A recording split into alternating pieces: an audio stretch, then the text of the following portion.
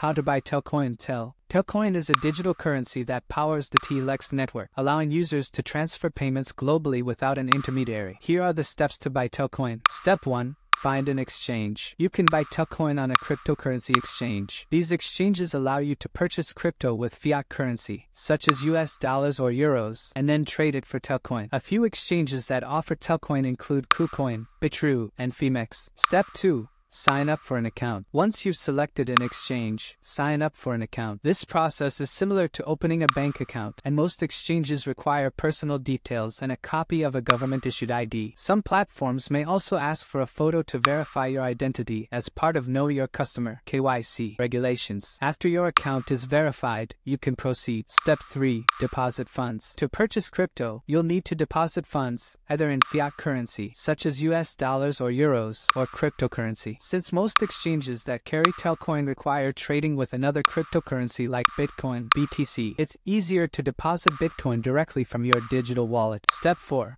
Buy crypto for trading. If you're depositing fiat currency, you'll need to purchase a compatible cryptocurrency. For instance, KuCoin only allows Telcoin purchases with Bitcoin, so you'll need to buy the amount of Bitcoin required to trade for Telcoin.